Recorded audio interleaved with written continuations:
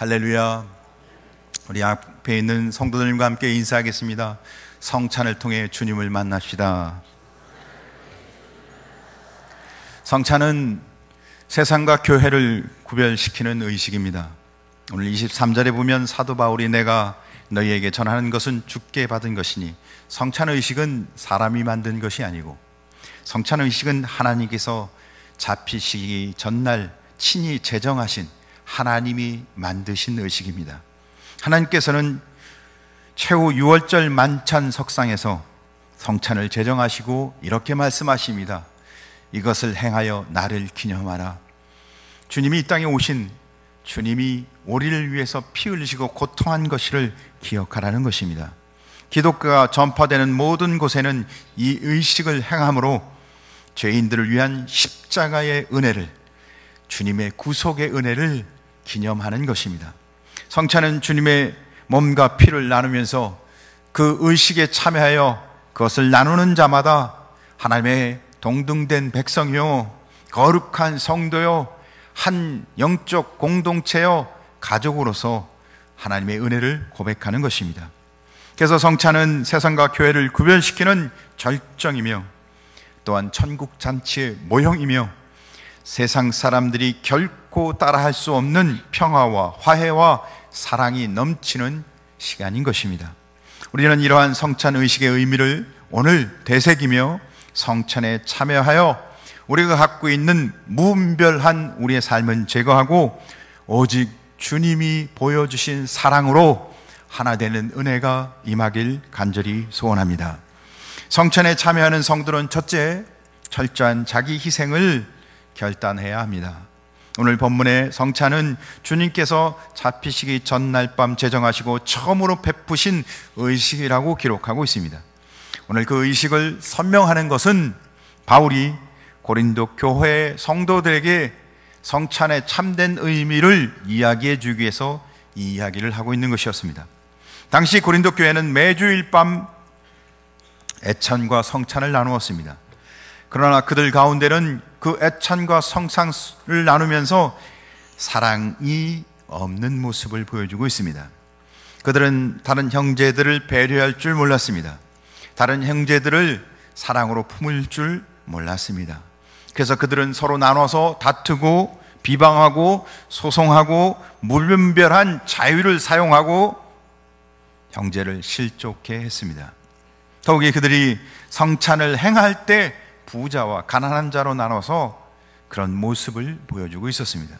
사실 초대교회 당시에는 교회에서 공동의 식사, 애찬을 나누고 그 끝으로는 성찬을 행했습니다. 그리고 이때 나눴던 음식들은 대부분 집에서 각자 준비해 왔습니다. 그러나 당시에 가난한 성도가 많았고 노예 출신이었던 성도도 많았습니다. 그들은 직업도 있고 또 섬기는 일이 있었고 또 가난했기에 음식을 가져오는 것이 굉장히 어려웠습니다. 그래서 부자들이 음식을 가져오면 그것을 함께 나누는 것이 초대교회의 모습이었습니다. 그런데 고린도 교회에서는 그런 모습이 별로 없었다는 것입니다. 고린도 교회 부자 성도들은 음식을 많이 가져와 가난한 성도와 나누지 않고 도리어 자기들끼리만 먹고 마시고 했던 것입니다. 그래서 부자들은 배부르게 먹고 또 많이 마셨기에 취하기도 했습니다. 그러나 가난한 성도들은 굶주려야 했습니다. 예배를 드리러 와서 도리어 굶주리고 도리어 은혜를 받으러 와서 도리어 소외를 당하고 있었던 것입니다. 따라서 한쪽에서는 배부르니까 끄끄거리고 술을 많이 먹었으니까 주정의 소리가 들려오는 한편, 한쪽에서는 배고프고 서러움 속에 원망이 들려오는 것이었습니다. 그러니 예배를 드리러 온 예배가 성찬에 참여하는 그 거룩한 예식이 은혜로울 리가 없었죠. 오직 사람들이 떠드는 소리로 원망과 다투는 소리가 들릴 뿐이었습니다. 실로 이것은 주님이 성찬을 제정하신 그 이유를 모독하는 행위였습니다. 그래서 성경 고린도전서 11장 27절과 29절을 보면 누구든지 주의 떡이나 잔을 합당하지 않게 먹고 마시는 자는 주의 몸과 피에 대해 죄를 짓는 것이라. 또한 죄를 먹고 마시는 것이라. 이렇게 기록하고 있습니다. 성찬은 무엇입니까? 어떤 의식입니까? 주님의 죽으심을 기념하는 의식입니다. 아무런 가치도 없는 죄인을 구원하기 위해 이 땅에 흠도 죄도 없으신 주님이 십자가에 피 흘리시고 살이 찢기신 그 은혜를 기념하는 의식입니다. 우리를 위해 자기를 철저히 희생하신, 남김없이 희생하신 그 구속의 은혜를 기념하는 시간입니다.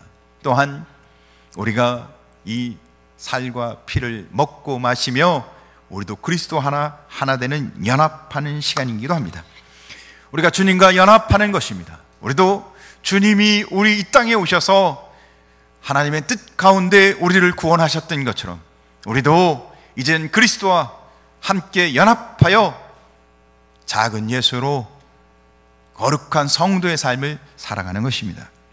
그러니 성찬에 참여하면서 서로 나누고 다투고 비방하고 소송한다는 것은 얼마나 하나님 앞에 악한 것입니까?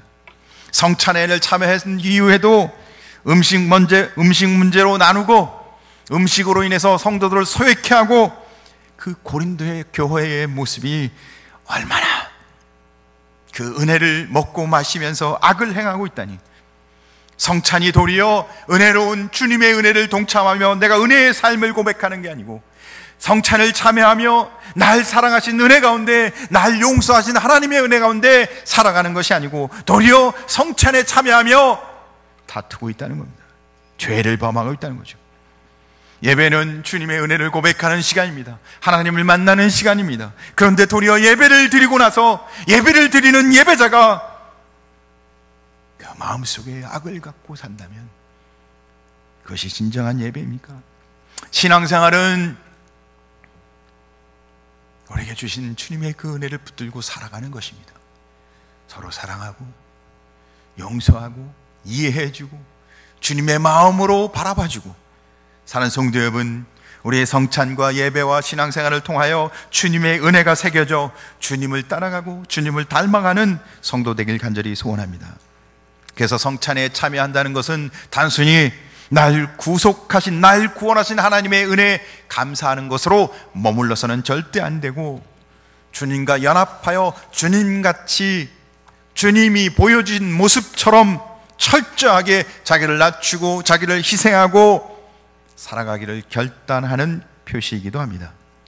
성찬에 참여한다는 것은 우리가 그의 몸과 피에 참여함으로 그리스도와 하나 뗄 수 없는 연합을 이루는 것이기에, 우리가 이 성찬에 참여함으로 이제 주님의 모습으로 살아가는 것을 말하는 것입니다. 사랑하는 성도 여러분, 오늘 우리가 말씀을 나눈 이후 이 성찬에 참여하게 됩니다. 우리는 이 시간에 우리 자신의 모습을 한번 성찬에 참여하기 전에 되돌아보기를 원합니다. 오늘 우리는 매주 성찬에 참여하지는 않습니다. 그러나 정한 때에 성찬 예식을 거행합니다. 뿐만 이 성찬 예식은 세례 교인 이상 모든 성도가 예식을 참여하고 있습니다. 이 예식에 참여하는 성도는 어떤 마음과 자세로 참여해야겠습니까? 우리는 어떤 마음의 자세로 이 예식에 참여해야 될까요? 철저히 자기 희생을 결단하며 내가 이제는 육신의 삶을 내려놓고 거룩한 하나님의 자녀로 살기로 결단하며 참여하십니까?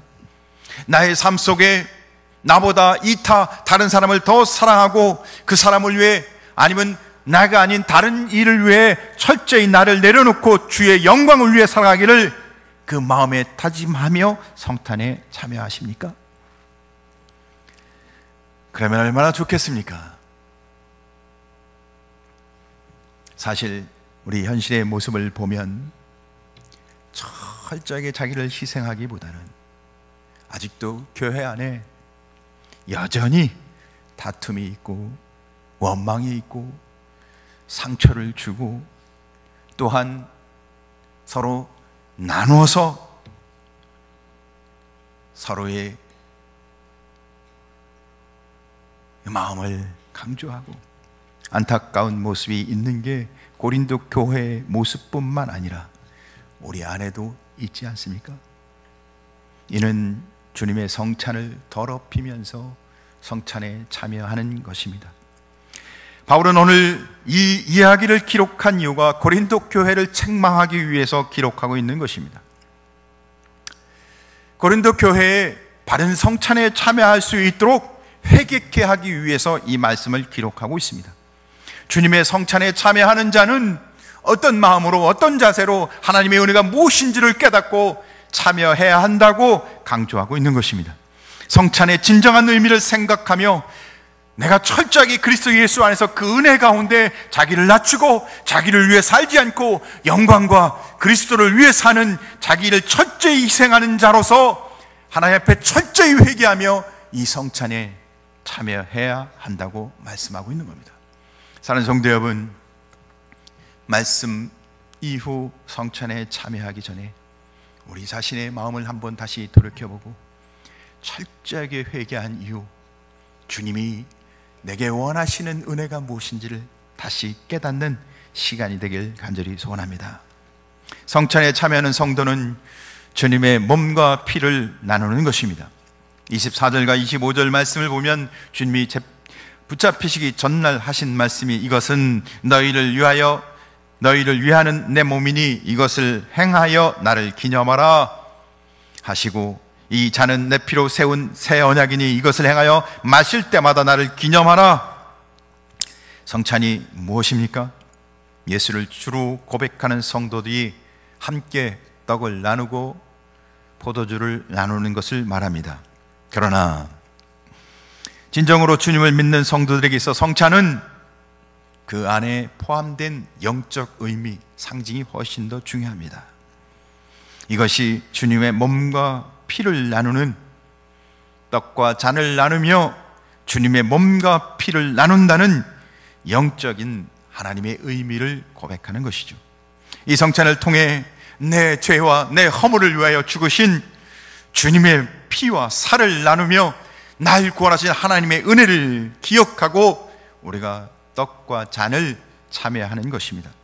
사랑하는 성도 여러분, 성찬은 한 조각의 떡을 입으로 의미하며 주님이 나를 위해 고통당하시고 죽으셨다는 것을 되새기는 것입니다. 한 잔의 포도주를 마시며 주님께서 허락하신 새 언약, 이제는 죄사함의 은혜 가운데 새 백성으로 나를 붙들어 주신 주의 자녀의 삶을 또한 되새기며 이 자리에서 우리가 성찬을 나누게 될 것입니다. 우리는 이 성찬을 통해 새 백성 되었음을 인정하고 새 백성의 거룩한 삶을 살아가길 간절히 소원합니다. 우리가 어떻게 새 백성의 삶을 살아갈 수 있어요? 바로 주님의 몸과 피 때문입니다. 주님의 죽으심으로 인해 우리가 새 백성, 언약 백성으로 살아가는 것입니다. 주님의 희생적인 사랑이 없었다면 어떻게 우리가 그런 삶을 살 수가 있겠습니까? 우리가 어떻게 이 은혜의 삶을 살아갈 수 있어요? 우리가 의인입니까? 우리가 공로가 있나요? 우리가 뭘 그렇게 열심히 해서 우리를 이 은혜로운 자리에, 이 복된 자리에 주님의 은혜에 동참하게 되었습니까? 우리가 거룩한 삶을 살았기에 오늘 이 자리에 동참하시는 분이 있습니까? 우리는 다 죄인임인데도 불구하고, 우리는 용서받을 수 없는 죄인임인데도 불구하고 하나님이 우리를 그 희생적 사랑으로 우리를 철저하게 사랑하셔서 갚을 수 없는 은혜 가운데 이 자리에 서 있는 것을 다시 한번 되새기며 주님 앞에 나아가는 성도 되길 간절히 소원합니다. 그래서 우리는 이 성찬에 참여하는 시간이 감격과 감동이 있는 시간입니다. 우리는 이 성찬에 반응하는 성도가 되어야 할 줄 믿습니다.